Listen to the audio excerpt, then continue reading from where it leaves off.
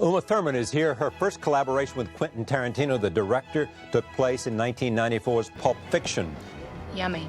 It earned her an Oscar nomination. She has since returned to star in his fourth film. It is called Kill Bill, Volume 1. Is she kind of like your muse to that extent? That you? Yeah, well, definitely when it comes to this movie, that's for sure. I could never make the movie with anybody else. And so, here we are. Pulp Fiction, which won the top prize at Cannes this year, is the second film written and directed by Tarantino. It stars John Travolta, Samuel Jackson, Uma Thurman, Bruce Willis, and Harvey Keitel. And we are pleased to have the director right here, Quentin Tarantino. It's a crime film. It takes place in this, like, the underbelly of Hollywood, and it's three separate crime stories. But the same characters float in and out of all three stories. So by the end of the film, you don't so much feel like you've seen three separate stories, you feel like you've seen one film about a community of characters. The idea for all three stories was basically to take the oldest stories in the book. Vincent Vega and Marcellus Wallace's wife. The oldest story about, like, you know, the guy's got to go out with a big man's wife and don't touch her. You know, you've seen the story a zillion times. You know, and I think part of the trick is to take these movie characters, these genre characters in these genre situations, and actually apply them to some of real life's rules and see how they unravel. Oh man, I shot Marvin in the face. Why the fuck did you do that? Pulp Fiction. Pulp Fiction. Pulp Fiction. Pulp Fiction. This movie fucking works. It's like, shit, this shit's like too intense for human beings. I can stop people's heart, man. That's cinema. I danced with John Travolta in a movie on a disco floor with flashing lights. This is something, I mean, it's just too absurd. It's classic. I couldn't resist. How does he convince you to do this movie? Were you reluctant? Were you familiar with it? Did you want to do it the minute you saw it? Or? No, I didn't. When I read the script, I didn't quite get I didn't understand how funny it was going to be. And it was only through meeting Quentin and his, you know, hyperactive kind of sense of humor that I realized that there was something really touched about him and about it. And it took some convincing, but I'm really, like, bad that way. I just like to work with people that I feel good with. When did you start, about 15, 16? My first film was around 16. I mean, did you always know from, like, 11 or 12? Or, I mean, at what point did you say, hey, this is something I would like to do? Well, it was always the only thing I could do. I mean, I was pretty useless at sports. I was all elbows and feet and knees and, you know, one of those classic kids that, you know, gets too tall for themselves. Yeah. Early on, fell into modeling and everything else. Yeah, when I was 15, I modeled, so very, very early. Yeah, I danced. Want to dance. And I loved drama, and I loved theater. Those were my sports. What's influenced you as an actress? Who? I was very inspired when I was younger by Meryl Streep, by Katharine Hepburn, by Ingrid Bergman, by Betty Davis, Another strong, by Jodie independent Foster. Woman. Another strong, independent woman. Yeah, well, I think you have to be a strong, independent woman to you know, keep your head in this business. As a great director once said to me, you know, in your line of work, there's a very high mortality rate. You know. Pleased to welcome Quentin Tarantino back to this table. It has been a time since we came here to talk about, first we talked about Pulp Fiction. It's been 6 years since your last movie. Yes, it has been. Why so long between films? I've been kind of, you know, very, very upset waiting for the next one. I mean, basically what I was doing in that time, you know, along with a little bit of living life and everything like that, I was writing. All right, I was going to do this World War II movie, you know, first. And so I started writing that, and then along the way, it started becoming this never-ending novel. And then finally I just said, you know, I think I'm going to switch over to something else for a little bit. And then I started writing Kill Bill.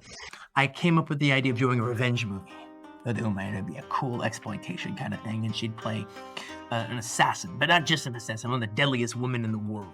This script, did it begin with a conversation between you and Uma when you were making Pulp Fiction? Yeah, it's exactly where it began. And what had happened, it's an interesting thing. Uma was in this kind of like a weird situation in her life when we did Pulp Fiction. She had had like 2 not so great experiences on movies. At that time, she was like, I think I'm going to quit acting. I'm thinking of acting anymore. You know, I'll do this one, and maybe a couple more, and make some money, and that's it. You know. And then, you know, and then she started having a really good time. Well, okay, you know, maybe if I do quit, I'll still work for you. And then by the end, all right, she actually really was like enjoying acting again, and said, I can't wait to work.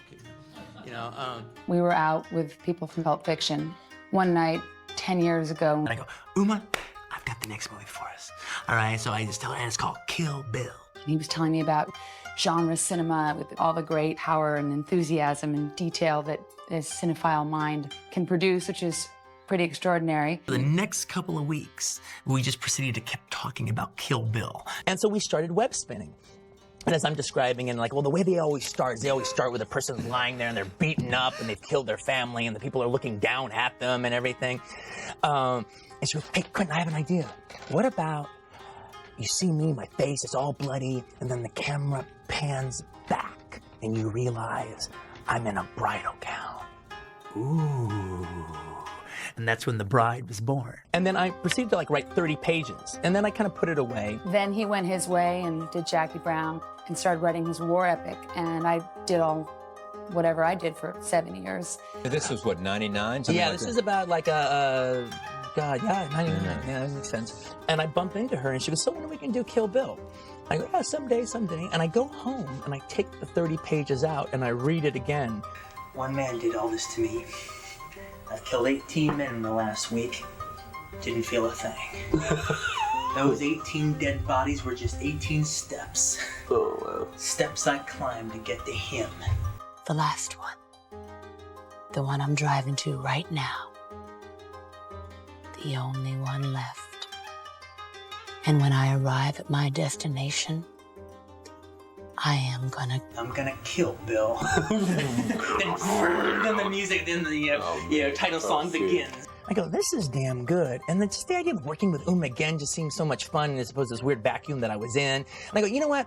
Let me go and do Kill Bill, and that'll by taming Kill Bill, that'll teach me how to tame my war film, all right? And I'm thinking, I'm gonna write it really quick. It's gonna be this down and dirty exploitation movie, 90 minutes. I could never make the movie with anybody else. And so here we are. How important was she for this movie? Well, she was all important. If Mr. Thurman had never met Mrs. Thurman, there'd be no Kill Bill. This film, Uma has to do it on her own, doesn't Yeah, she? she There's does. so much on her. Oh, I mean, the whole movie was kind of on her shoulders. I describe it as like, I took this whole movie on, put it on my shoulders, and it was a lot of heavy lifting, all right, and I had to carry it.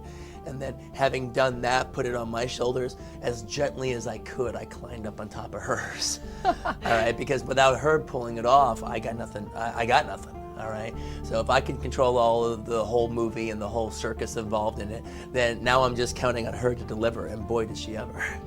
This is a woman, the bride, on her wedding day, shot in the head. Yes. Coma for 4 years. Yes. Thinks the child is gone, that she was carrying. Yes. And then is off. Off to rid the world of those child killers. Those terrible, terrible people. Yes. Who, in fact, are her former colleagues, yes. You and I have unfinished business. And probably the bride is possibly a cinema heroine who suffers more than almost any other heroine we can think of on screen. Yeah, she goes through hell. I mean, yeah, it's maybe Jesus in the Passion of Christ, because it's a little worse than her, but only a little bit. Me, martial arts, two things you wouldn't necessarily think would ever be put together. It was really the hardest job I ever had. 2 styles of sword fighting, 2 styles of kung fu, knife throwing, hand-to-hand combat. He had me pretty much attempt everything. That was his idea. He hates CGI, he hates tricks. He wants it all to be real. And the stunt people were doing all kinds of wild stuff and expert stuff, but I would pretty much have to try to do everything. really hard. It was really hard, yeah. There's also this that's part of your own mindset. You have got to be good this time out. All right? Because you created Pulp Fiction. Jackie Brown, which you liked a lot, did not get the same reception that Pulp Fiction did. Right. You know you've got to be good. Now here's the thing which I think is apparent when you see this movie and if you go back and watch Pulp Fiction again, you two are made for each other in cinematic terms. Tell me about you and Uma. Quentin and Uma Thurman. What is this relationship? What is the nature of it? You know, what is it that makes you two sort of perfect cinematic partners? Well, one, me and Uma are friends. We could never make a movie together again, and that would just be okay. We'd still always be friends, all right? But I like that team partnership thing, all right? You know, with Uma, it's special, and the man-woman aspect of the director and the actress is a very special aspect to this, and I do hearken back to wanting to treat her like the way von Sternberg treated Dietrich and show her off in the best way. He would call his partners sometimes. I called him boss on set, and he hated that. But he really was bossy, and he deserved it. But to be called boss. He hated to be called boss. He certainly trusted me a lot. When you're writing something for Uma and want it to be, you know, the Uma show, all right, you know, I can write for her that willowy physicality she has. I mean, as I'm writing it, she's gonna look like the bomb in that yellow tracksuit. All right, I put her in Bruce Lee's tracksuit, and all of a sudden it's not Bruce Lee's anymore. All right, and then, you know, her long blonde hair, and, you know, those arms that are all elbows, and, you know, those legs that are all kneecaps, and she just kind of like bends with the wind as she's fighting with a sword. I go, that'll look great. All right, and I try to, you know, push her strengths and actually take her in slightly different directions. Do you like the idea that there is the mystery of people don't quite know what the relationship is? Yeah, well, yeah, no, there is a little bit about that. I mean, the problem I have with it is people always trying to ask us to define it. I mean, one thing that's happened that's been kind of a drag is, you know, I said, oh, she's my muse. Right. All right. Well, I meant that. Could you have made that film without her? Did you really need her for the part? Is she kind of like your muse to that extent? That you? Yeah, well, definitely when it comes to this movie, that's for sure. Oh, you filthy minx. What's the most important thing you've learned from Quentin? What would be the most important thing I've learned from him? You know, he always surprises me. I don't know. He once said that I gave him wisdom and he gave me courage. And I can't speak to any wisdom that could have possibly come from me to him, or where it's landed, or what, or whether I possess any. But I certainly had to find a lot of courage, and more than I knew I had, in this adventure, in this battle that was this movie. You give her courage; she gives you wisdom. Yeah. Wisdom. How does she give you wisdom? I don't know how you describe that, but she's wise. Well said.